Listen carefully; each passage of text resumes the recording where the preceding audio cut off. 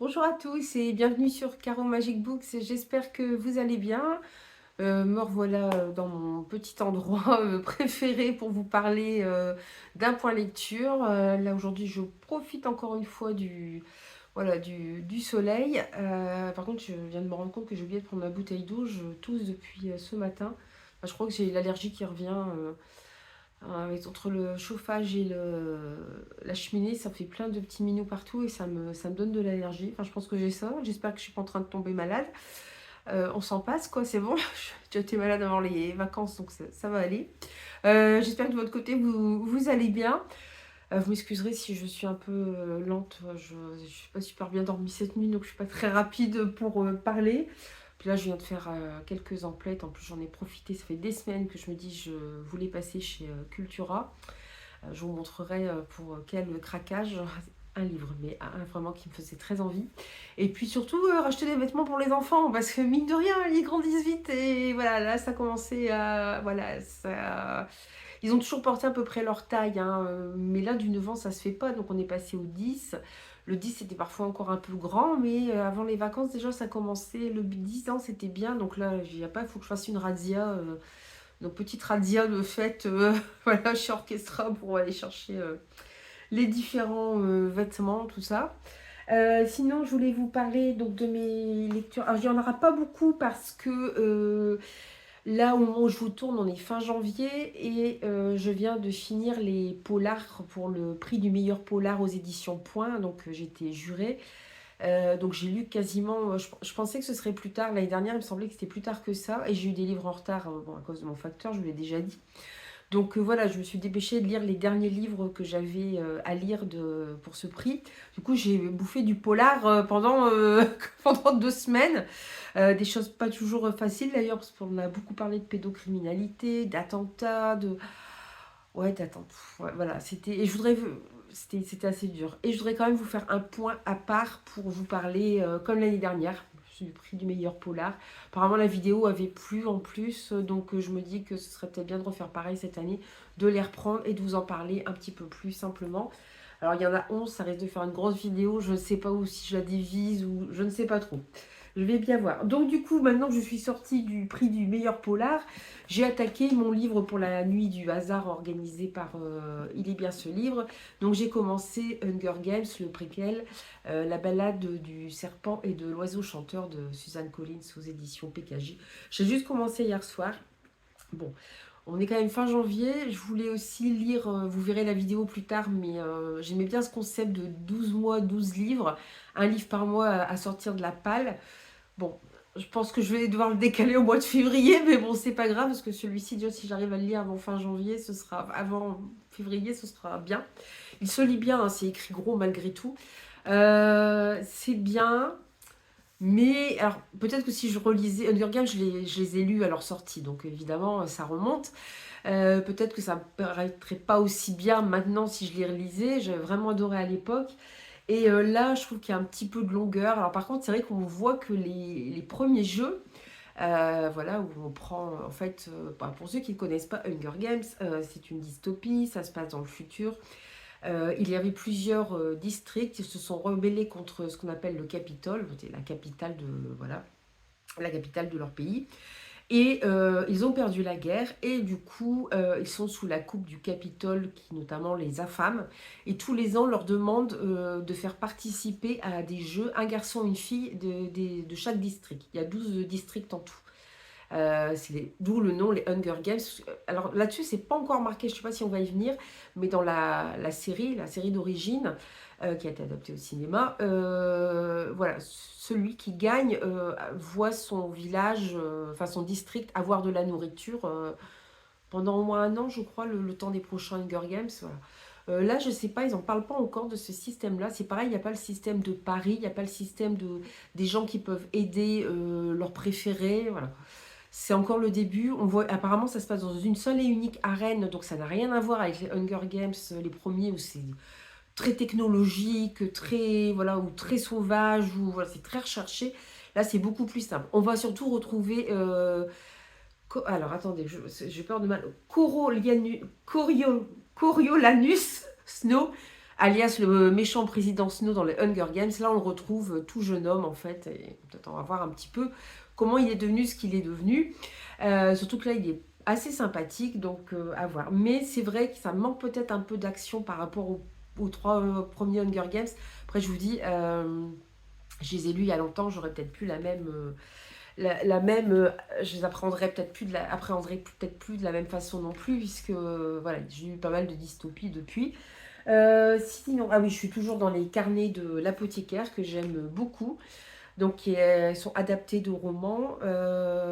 J'ai eu le roman d'ailleurs, je suis allée chez Cultura, le tome 1. Le tome 2 va pas tarder à sortir. À la base, je crois que ce sont les romans et après, ça a été adapté en manga. Les images sont super. Bon, c'est là qu'on regrette que ce soit pas colorisé à l'intérieur, quoi, parce que c'est tellement beau. Les costumes sont tellement beaux, voilà, les kimonos que porte l'héroïne Mao Mao sont magnifiques. Donc on va suivre une jeune fille dans le Japon féodal qui est enlevée et revendue à la cité impériale où vivent toutes les concubines, où vit l'empereur, tout ça. Elle a été adoptée par un apothicaire avant d'être enlevée, donc il lui a appris plein de choses sur les remèdes, sur les plantes médicinales, sur les poisons.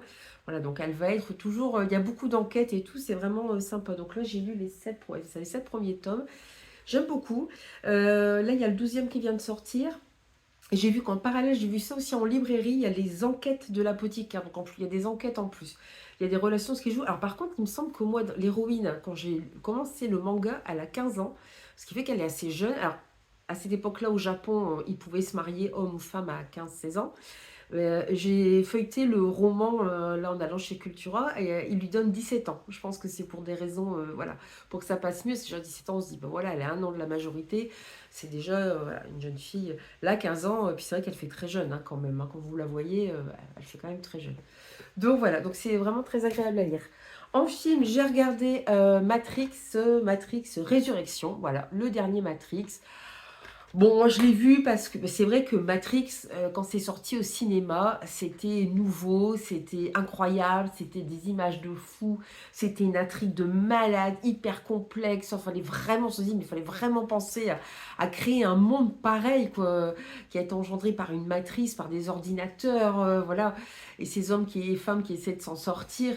Et du coup qui font des choses incroyables parce qu'ils sont dans un univers virtuel. C'est vrai que je me rappellerai toujours de la scène d'ouverture où on voit comment Trinity qui saute d'un immeuble à l'autre. Humainement, c'est pas possible. Ensuite, elle saute par une fenêtre. Voilà. Et elle se dépêche pour aller décrocher un téléphone alors elle est poursuivie par des gens. Je me dis, mais c'est quoi ce bazar? Je me suis demandé ce que c'était. C'était vraiment un truc révolutionnaire pour l'époque. C'était vraiment un super film. Le troisième, je suis restée avec beaucoup d'interrogations. Je n'ai pas trop compris la fin. Et on revient un petit peu sur ce troisième. On va retrouver les personnages de Neo, donc joués par Keanu Reeves, de Trinity. On va retrouver même Morpheus plus jeune. Alors c'est sympa, hein, ça fait un petit côté nostalgique, j'ai vu ça quand j'étais jeune, tout ça, c'est toujours aussi bien fait au niveau des effets spéciaux, mais clairement, il n'y a plus la surprise qu'il y a eu quand ils ont sorti les premiers Matrix, quoi. C'est différent, et puis du coup, ça revient sur le troisième, mais c'est ouais, en quelque sorte une suite, mais en même temps, c'est une espèce de, pas un reboot, mais presque, quoi. En fait, le troisième, ouais, c'était assez obscur sur la fin, je n'ai pas tout bien capté. Je me suis dit, je vais pas avoir le temps de regarder les trois parce que le DVD, il est pas à moi, faut que je le rende. Il aurait peut-être fallu revoir les trois films, mais là, le troisième, la fin était un peu alambiquée. Et là, on retourne un peu à zéro, quoi. C'est-à-dire que Neo se souvient plus de qui il était, voilà, Trinity non plus. Ça part de ce postulat-là, donc ça ressemble un petit peu au premier Matrix quelque part. Voilà. Alors peut-être que ça donnera envie à les générations plus jeunes qui seraient allées voir celui-ci au cinéma de découvrir la première trilogie. Voilà, après donc ce sera un court... enfin je dis ça, court, ça dépend combien de temps je vais mettre pour les lire. Alors je vais vous parler des deux livres que j'ai eu en réception par les éditions M+, plutôt policier, même si le deuxième n'est pas tout à fait du policier. Alors le premier c'est Malovic de Marco Pianelli. Donc là, on va suivre un policier qui n'est plus super bien vu par... pardon. là, ça va être dur, par sa hiérarchie. Bon, bref, il est un petit peu sur la tangente. Et une femme très riche lui demande de retrouver sa fille qui a disparu il y a quand même 10 ans. Elle avait 15 ou 16 ans quand elle a disparu. Son mari, à elle, est mort, le père de la fille est mort. Cette femme lui dit qu'elle va mourir aussi, donc elle voudrait revoir sa fille. Voilà. Donc lui va s'engouffrer dans cette brèche. Ce que j'ai bien aimé, c'est que le début, en fait, ça commence avec Malovic, qui est, donc ça, il est quand même toujours flic, hein. Il est interrogé par un autre flic. Oui, ça commence par salle d'interrogatoire. Il est quand même interrogé par un autre flic qui est un ancien copain, mais qui est devenu son supérieur hiérarchique entre-temps, mais avec qui il a commencé l'école de police. Donc on se dit, qu'est-ce qui s'est passé pour qu'il se retrouve voilà, en garde à vue et interrogé par un autre policier. Et on remonte 10 semaines plus tôt. Et on va suivre toute cette histoire avec voilà, comment Malovic va rechercher cette jeune fille. Ce que j'ai beaucoup aimé, c'est que j'ai eu l'impression de me retrouver. Alors ça se passe à notre époque, mais j'ai eu l'impression de me retrouver un peu dans ces vieux films des années 50 avec Humphrey Bogart, ces films policiers. Voilà, je vous dis avec Humphrey Bogart, Lorraine Bacall. J'aimais beaucoup, moi, regarder. J'étais plutôt cinéphile avant. Et j'avais cette impression-là, voilà, de roman noir, de quête un petit peu floue. On ne sait pas trop où on va, ce qu'on cherche, de policiers qui ne se laissent pas faire, qui ne se laissent pas abattre, qui garde toujours de l'humour, même quand il est en mauvaise position, enfin, qui reste assez sarcastique. Et Dieu seul sait si des fois il se retrouve dans des positions quand même. Waouh! On a un petit peu peur pour lui quand même. Voilà, j'ai bien aimé le style de l'écriture. Du coup, ça m'a fait penser. J'ai pas lu parce que ces films avec Humphrey Bogart sont tirés de romans de Chandler ou de je sais plus l'autre nom d'auteur, des écrivains de polar américains des années 50. Je les ai jamais lus, mais ça m'a fait vraiment penser à ça. Ça m'a replongé un peu voilà, un peu dans ce style-là, avec un style parfois à la mitraillette, avec ce policier intraitable, voilà, qui se laisse pas faire, qui ne veut rien dénoncer, qui se retrouve embarqué dans une sale histoire. Où il y a une femme, bien sûr, mais est-elle vraiment gentille ou cache-t-elle des choses? Voilà, un petit peu de mystère autour de ça. Et vraiment, j'ai beaucoup aimé du coup ma lecture à ce niveau-là. Et dans un tout autre genre, j'ai lu Complètement frappé de Jean-Luc Menet. Alors celui-ci, ça a vraiment été ma petite bouffée d'air frais de fin d'année 2023. Oui, je vais enfin attaquer les livres que j'ai commencé que j'ai commencé en 2024. Voilà, ça a été voilà, un bol d'air frais. En fait, on va suivre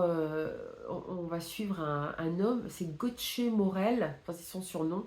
Il vit seul dans une ferme, sa femme l'a quitté. Et puis, il y a un homme qui vient frapper chez lui, qui est en fait l'ancien propriétaire de la ferme, et qui lui dit, qui sort d'un hôpital psychiatrique, accompagné d'une femme qui l'a aidé, qui vient elle-même de l'hôpital psychiatrique, qui l'a aidé à sortir. Et apparemment, il aurait laissé un magot planqué là, enfin des économies.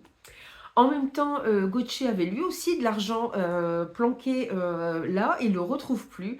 Donc les voilà tous partis avec la voisine un peu curieuse. Voilà. Ils sont plusieurs à partir comme ça sur les routes pour essayer de retrouver ce magot. Et en fait, ça donne des points de départ de situations assez drôles, assez cocasses, mais surtout énormément de... Voilà, il y a un peu d'ironie voilà, dans la façon dont l'auteur décrit ses personnages, dans la façon dont il les voit, mais il y a surtout énormément de bienveillance. Et c'était super agréable à lire parce que, voilà, ils vont...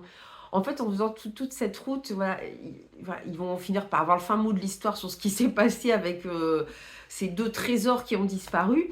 Mais c'est pas là l'important. L'important, c'est le voyage qu'ils ont fait, voilà, pour retrouver ce magot.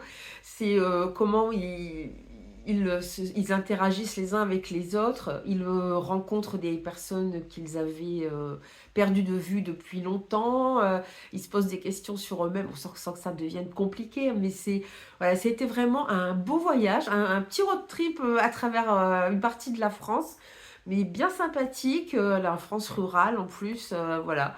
Et un bon moment de détente, un bol d'air frais, voilà, et qui fait du bien à tout moment. Je veux dire, qu'on ait le moral ou pas le moral, ça fait du bien. Ça fait du bien. On s'attache aux personnages, on n'a pas envie de les quitter. Et vraiment, là, je trouve qu'en plus, voilà, ils nous ont des petites pépites comme ça par moment. Et celle-là, pour moi, en est une. C'est vraiment. Voilà, en cas de déprime, de petits coups de mou, n'hésitez pas à lire Complètement frappé. C'est vraiment un beau livre avec un petit peu de suspense, mais ça se lit tout seul. Et c'est vraiment voilà, un bon moment, une échappée belle en fait. Je peux rien dire de plus, c'était vraiment, vraiment une lecture super, super agréable. Pour continuer dans les... Alors là, on va partir plutôt dans de la SFFF. Je suis revenue voilà, à mes amours. Je parle du nez, c'est horrible. J'ai le nez complètement bouché. Je le sens, ça m'énerve. Toujours dans le cadre du Cold Winter Challenge, je ne sais pas si je vais réussir à le finir avec du fait que j'ai eu le prix du meilleur polar point, mais on va essayer quand même. J'ai lu le tome 2 des disparus Enfin non, le tome 2 de la passe miroir, les disparus de Clair de Lune. Du Clair de Lune. Oh, je vais y arriver, c'est dur. J'en ai plein le nez. Donc voilà, donc la passe miroir, tome 2, les disparus du Clair de Lune de Christelle Dabos aux éditions Gallimard Jeunesse. Donc je vous avais déjà chroniqué le tome 1, on est dans un monde de fantaisie où reprends ton souffle Caroline, ça va aller. Où l'héroïne Ophélie vit avec sa famille. En fait, le monde a été divisé en différentes cités. Ophélie vit avec sa famille et chaque cité, chaque famille, chaque grande famille qui gouverne sa cité a un ancêtre qui gouverne un petit peu tout ce monde, mais qui vit depuis des siècles, donc qui est assez détaché des problèmes des pauvres humains que nous sommes. Et chaque famille a un don particulier. Ophélie, sa famille a un don avec les objets. Elle a une tante, par exemple, qui est capable de réparer les objets. N'importe quel objet cassé, elle peut le réparer. Ophélie, son pouvoir, c'est quand elle touche un objet, de lire le passé de cet objet. Donc, de lire aussi le passé de la personne, ou des personnes qui l'ont possédé. Et elle est aussi capable, d'où le titre La passe miroir, de passer d'un miroir à un autre pour changer de lieu. Alors, il ne faut pas que ce soit trop éloigné. Je veux dire, elle ne peut pas aller d'un pays à l'autre, par exemple, mais elle peut se balader un peu partout dans sa cité. Elle n'est pas pressée de se marier. Alors, Ophélie, c'est c'est un personnage qui est vraiment anticonformiste, qui est loin des normes voilà, des féminines qu'on peut voir dans les livres fantastiques où il y a des mariages arrangés, puisqu'il y aura un mariage arrangé, puisqu'elle est toujours mal fagotée. On voit à peine son visage, parce qu'elle a des cheveux apparemment très touffus. Elle a souvent une écharpe, alors comme c'est un objet, son écharpe a tendance à avoir sa propre vie et à bouger tout le temps. Elle a des grosses lunettes, donc on voit à peine son visage. Voilà. Et c'est pas, elle veut pas se marier. Elle a son musée avec ses objets, c'est tout ce qui l'intéresse. Elle a refusé plusieurs mariages déjà. Mais évidemment, au bout d'un moment, il y a une sorte de confrérie qui s'en mêle et qui le marie à Thorn ou Sorn, je ne sais pas comment on prononce, c'est Thorn. Sorn, c'est peut-être mieux que Thorn, ouais, je sais pas, peu importe. Qui lui vit dans un pays plutôt très froid, plutôt au pôle, où leur particularité, ce sont les illusions. Et notamment, ils utilisent beaucoup les illusions pour rendre le palais beaucoup plus beau. Alors vous avez par exemple, on la voit un peu ici, voilà, on la voyait mieux sur le tome 1, mais il n'est pas à côté de moi le tome 1. On voyait carrément ce qu'ils appellent la citatielle, c'est-à-dire c'est une citadelle dans les airs. On a l'impression qu'elle est retournée. En fait, tout n'est qu'illusion. Par moments, les illusions s'effacent et c'est moche. Voilà, c'est des pièces toutes dégueulasses. Les beaux vêtements des nobles sont pas si beaux que ça. Enfin, voilà. Tout n'est vraiment qu'illusion. Et voilà, quand Ophélie rencontre son fiancé, on peut pas dire que ce soit le coup de foudre, bien au contraire. Il est grand, il est dégingandé, il a des cicatrices, il est aimable comme un boulon de cercueil. Bon, c'est très mal barré. Bon, la pauvre Ophélie est obligée de partir avec lui pour se fiancer dans son pays. Sa tante l'accompagne. Et puis là, elle va se retrouver prise dans des complots de cour parce que vous doutez bien que voilà, chacun essaie de tirer la couverture à soi, et notamment pour plaire au chef de famille qui s'appelle Farouk. Voilà, donc c'est voilà, des complots, c'est de la magie. Ophélie, alors Ophélie est très spéciale parce que c'est quelqu'un de très discret. On a l'impression qu'elle est timide. Alors certains m'ont dit on dirait un paillasson.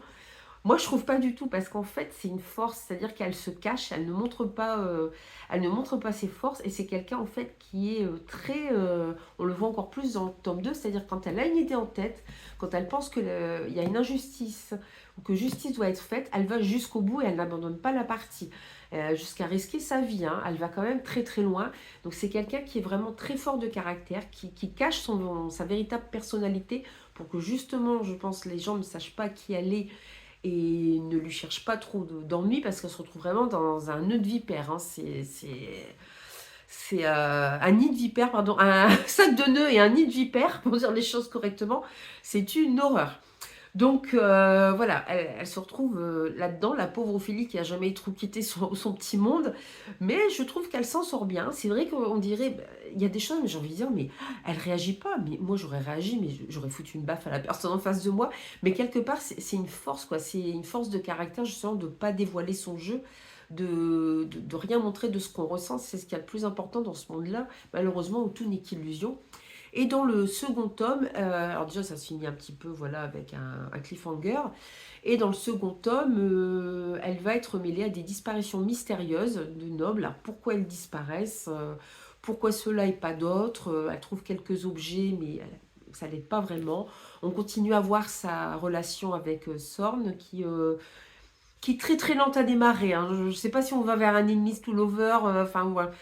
C'est même pas un friend to lover parce qu'ils sont pas amis du tout, surtout qu'elle s'est rendue compte qu'il lui a caché pas mal de choses, notamment que son pouvoir sur les objets, sa capacité de lire le passé des objets l'intéresse fortement. C'est pas un hasard s'il l'a choisi comme fiancé. C'est notamment pour se rapprocher du chef de famille Farouk. Voilà. Et en même temps, on a des extraits, surtout dans ce second volume, où on voit Farouk plus jeune. Et déjà dans le premier, on avait des petits flashs comme ça où des gens parlaient de Dieu, Dieu avec un grand D. Et là, on a ça aussi, Farouk parle d'un Dieu, il parle de ses frères et sœurs, il parle justement de la chef de famille de Ophélie qui s'appelle Artémis, je crois, voilà. Donc c'est des noms quand même voilà, qui ont des rapports avec des dieux, pas qui ont existé, mais qui ont existé dans des panthéons, d'autres panthéons avant qu'il y ait le christianisme, enfin les trois grandes religions. Et on voit, voilà, on voit le passé de Farouk, on voit son enfance, et il parle toujours de ce Dieu. Alors, qui est ce mystérieux Dieu? Est-ce que c'est vraiment un Dieu ou est-ce que c'est quelqu'un qui a beaucoup de pouvoir? Voilà, les chefs des grandes familles ont tous des pouvoirs, ça c'est sûr. C'est même très inquiétant, mais parce qu'ils n'ont plus rien d'humain, en fait, ils s'intéressent plus trop aux humains, ou alors c'est juste pour, voilà, pour s'amuser avec eux, pour les traiter comme des marionnettes, donc c'est vraiment très dur. Et voilà, il y a tous ces extraits, et je me demande où ça va nous mener. Alors moi, le seul petit hic, pour l'instant j'aime beaucoup, c'est que j'ai eu beaucoup de retours de gens qui ont été, il y a 4 tomes, qui ont été très déçus par le quatrième tome. Il y en a qui m'ont carrément dit qu'ils n'avaient rien compris. J'en ai qui m'ont noté, ouais, j'aime beaucoup la saga, mais souvent c'est des gens qui n'ont pas lu la saga en entier. Et ceux qui ont lu voilà, qui ont lu les 4 tomes, bah, il y a eu pas mal de grosses déceptions. Donc je ne sais pas comment elle va clore sa saga. Alors là, c'était prévu en lecture commune pour le Call Winter Challenge. Donc là, ils sont déjà en train de lire le 3. Moi, bon, j'ai pas eu le temps malheureusement avec le prix du polar. Je ne sais pas si j'aurai le temps parce que du coup, tous mes services presse ont été décalés en février. Heureusement que je dis que j'ai diminué les services presse, mais bon, comme je vous l'ai déjà dit, en plus j'ai un nouveau partenariat avec les éditions du Chat Noir, donc ça, je suis super contente. Voilà, donc du coup ça décale un petit peu tout ça parce que je vois que ça s'accumule. Voilà, j'ai reçu d'autres SP aussi que je ne pensais pas avoir, comme un service presse des éditions Corrigan. J'ai demandé, je ne pensais pas du tout l'avoir. Je l'ai eu, je suis super contente. J'ai reçu le livre, enfin, je vous le présenterai lors d'un book call. J'ai voilà, une community manager qui m'a aussi envoyé, enfin qui nous a envoyé, pas que moi, hein, parce que je vois sur d'autres chroniqueuses que je suis depuis un moment, elles ont les mêmes livres, donc voilà, elle m'a envoyé aussi le catalogue des éditions, de la maison d'édition Mera, qui ont des choses intéressantes aussi. Voilà, alors j'essaie de me freiner parce que par exemple j'ai un livre des éditions Mera à lire et à chroniquer. Il y en avait un deuxième qui tentait. Je dis non, je le prends pas, ça fait trop court. Par contre, on a déjà les futures sorties, donc je vais voir si je peux, voilà. Je les ai demandés, je vais voir ce que je vais avoir. Mais je me suis dit, pense, voilà, que tu as dit que tu diminuais cette année. Voilà, tu prends vraiment que ce qui t'intéresse parce que sinon on va recommencer le même bazar. C'est vrai que l'année dernière, j'avais quand même réussi à mettre des lectures personnelles, plutôt en fin d'année. Milieu fin d'année, là, cette année, j'aimerais bien commencer un petit peu plus tôt. Et là, je continue mes lectures graphiques. Donc, je suis contente parce que les lectures graphiques, c'est pas des services presse, par contre. Donc, voilà, c'est des lectures personnelles aussi. Donc, voilà. Donc, toujours très bien. Ce tome 2, toujours très prenant. Alors, le livre est très gros, mais en fait, quand vous tournez, il fait quoi, 500 ou 600 pages? 500 pages. Mais quand vous tournez les pages par rapport à un autre livre, vous avez l'impression de tourner 2 pages en même temps. Donc voilà, ne vous fiez pas trop à la grosseur des tomes. En fait, voilà, ils sont pas si gros que ça. Et c'est le livre que j'ai lu entre 2023 et 2024, le livre charnière que j'ai gardé pour la fin. Le plus dur, peut-être celui que j'ai préféré, je sais pas, parce que c'est des genres assez différents. Vous en avez entendu beaucoup parler puisque le tome 1 vient de sortir en poche et le tome 2 sort très bientôt aussi. C'est L'Empire du Vampire de J. Christophe aux éditions de Saxus, que j'avais dans ma palle depuis donc l'année dernière puisqu'il vient de sortir en poche. Et là, je l'ai sorti parce qu'une lecture commune avait été proposée en fin d'année, à partir du 26 décembre. Pour finir, il y en a beaucoup qui ne l'ont pas faite parce que c'est vrai que le 26 décembre, c'est pas une date top. Hein. Les fins d'année, c'est pas forcément ce qu'il y a de plus pratique pour faire des lectures communes parce que voilà, on est plus en famille ou en préparation des fêtes, tout ça, donc c'est pas vraiment évident. Donc moi j'ai pas la version brochée collector ni rien. Mais alors par contre j'aime beaucoup les dessins. Voilà, il y a tout noté à côté. Vous avez des illustrations à l'intérieur qui sont magnifiques. Vous avez la carte. Je sais pas, évidemment je vais chercher des illustrations. Je vais pas vous en trouver. En même temps je veux pas trop vous spoiler. Vous avez des illustrations comme ça. Je sais pas si dans la version collector si c'est en couleur. Je suis pas sûre. Mais voilà, alors c'est un gros pavé, hein. Il fait 600-800 pages. Combien il fait? 950. C'était 950, je crois. 954, je crois exactement.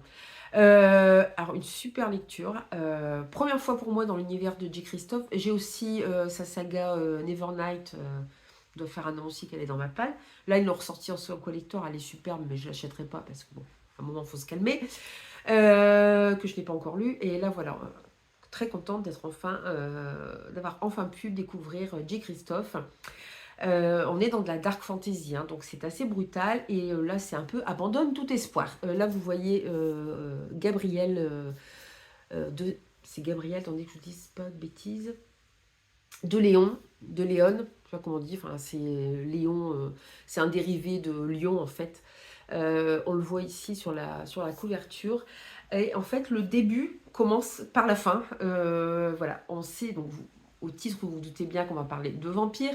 Gabriel de Léon n'est pas du tout un vampire, c'est au contraire un chasseur de vampires. Et le début commence alors qu'il va être obligé de raconter son histoire à un vampire. Il est emprisonné. C'est apparemment le dernier saint d'argent, c'est ça, les saints d'argent. Là, les saints d'argent, ce sont des... Alors bien sûr, il y a des humains, des armées qui ont lutté contre les vampires, mais le dernier bastion contre les vampires, les seuls capables de se battre à main nue, si je puis dire, mais au corps à corps avec des vampires, ce sont ceux qu'on appelle les saints d'argent. Pourquoi on les appelle comme ça? Je ne sais pas si c'est noté dans le résumé. Voilà, c'est une confrérie, mais ils ne disent pas pourquoi voilà, on les appelle les saints d'argent. Je vous laisse découvrir parce qu'on va beaucoup parler du passé de Gabriel, de son enfance, de son adolescence, de son entrée dans cette académie pour devenir un saint d'argent. Voilà, donc ça commence un peu, voilà, certains ont comparé ça un peu entre un entretien avec un vampire à l'envers, c'est-à-dire que là c'est pas un vampire qui raconte son histoire à un humain, mais un humain, enfin un saint d'argent qui va raconter son histoire à un vampire. Donc on sait que les vampires ont gagné. Il reste encore des humains, mais pour combien de temps, on ne le sait pas. En fait, durant l'enfance de Gabriel, on va apprendre que le soleil a disparu, enfin il a été recouvert par une sorte de nuage, hein, d'un ciel gris, donc le soleil ne passait plus. Donc ça a entraîné deux choses, les vampires existaient déjà, mais du coup ils pouvaient sortir en plein jour, et en plus les ressources se sont amenuisées, il n'y a plus rien à manger, plus grand chose à boire. La cata pour les humains, qui étaient en plus des proies faciles pour les vampires. Voilà, dans le même temps, je ne sais plus ce que j'allais dire. Je me dis, j'en ai plein le nez, c'est horrible. Du coup, je perds mes idées. Et voilà. Et donc Gabriel, en fait, ce qui est sympa dans ce roman, c'est qu'il y a plusieurs temporalités. Voilà, alors il y a des moments où on voit Gabriel qui discute avec ce vampire. Il va raconter son enfance qui n'a pas été facile, avec son père qui le battait, sa mère qui était fille de noble qui s'est retrouvée enceinte de lui, donc voilà, elle est partie avec cet homme du peuple. Mais par contre, son mari n'a jamais maltraité ni sa femme, ni les deux petites filles qu'ils ont eues après. Mais avec Gabriel, c'était beaucoup plus compliqué. On va comprendre pourquoi après. On va comprendre pourquoi il intègre aussi cette confrérie des Saints d'Argent. On voit tout son apprentissage et entre deux, on voit aussi comment il a laissé échapper en quelque sorte le dernier espoir pour l'humanité.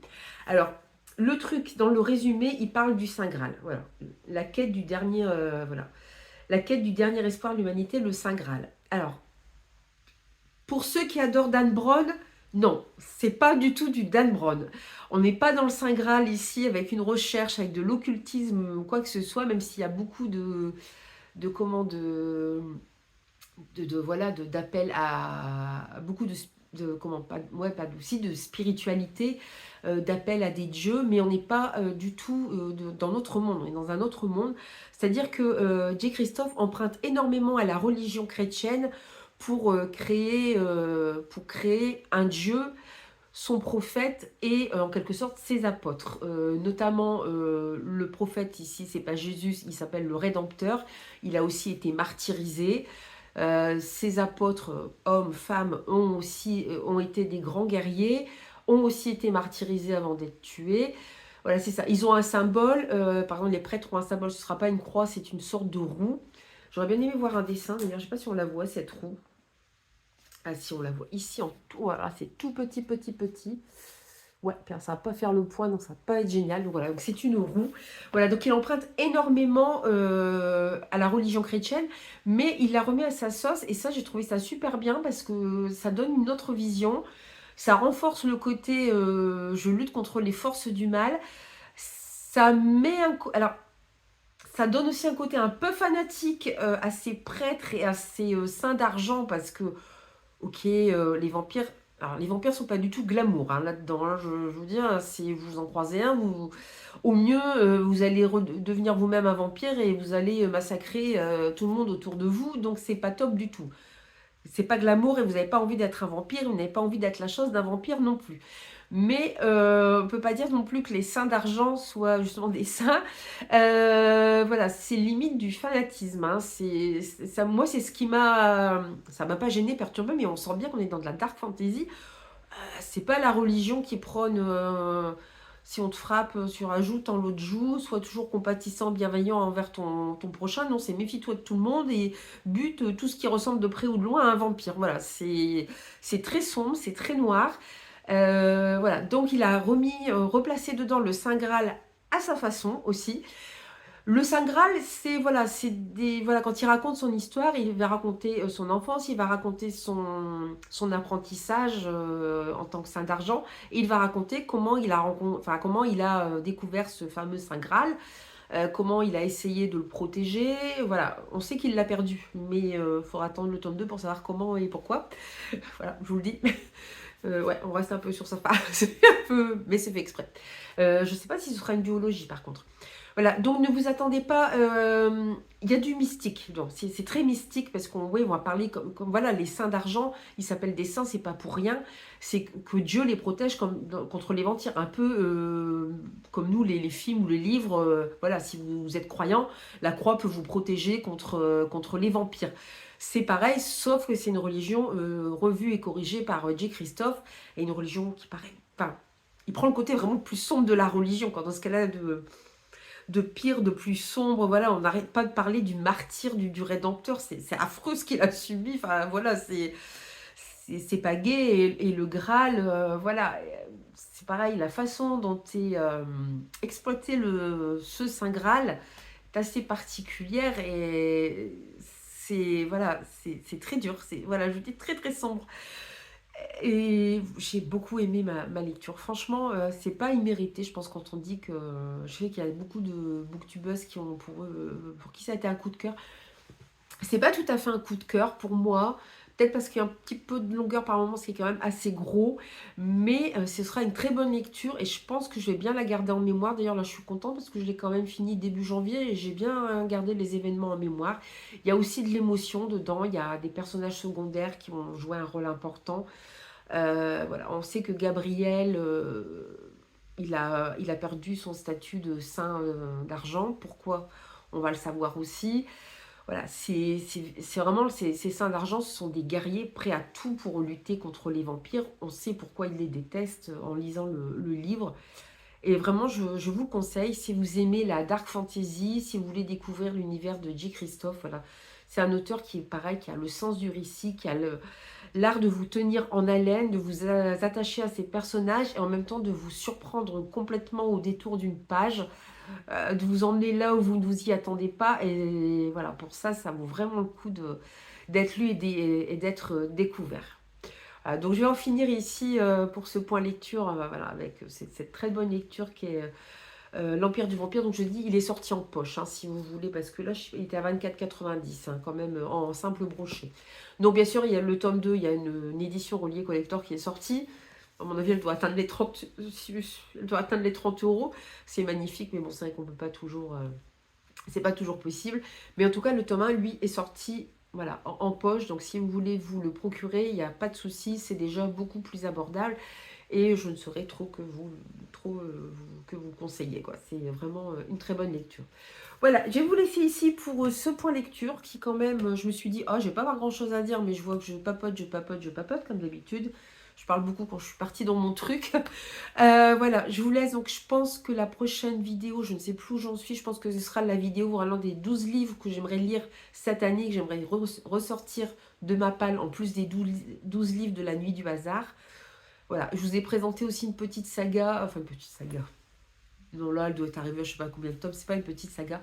Mais je voudrais aussi vous présenter des sagas que j'ai commencé à lire il y a très longtemps, que j'ai arrêté parce que j'avais trop de services presse et que j'aimerais reprendre, je ne sais pas quand, mais voilà, je voudrais vous les présenter aussi, puis vous me disiez aussi ce que vous en pensez, si vous connaissez aussi ces sagas. N'hésitez pas à me dire en commentaire si vous avez lu les livres que je vous ai présentés, si notamment ouais, l'Empire du Vampire ou la passe miroir, j'ai toujours envie de dire la passeuse de mots, c'est terrible, la passe miroir. Si vous avez vu aussi Matrix, que vous en avez pensé. Et puis, j'ai plus qu'à vous laisser en vous souhaitant de belles aventures livresques. Et je vous dis à la semaine prochaine. Bye bye.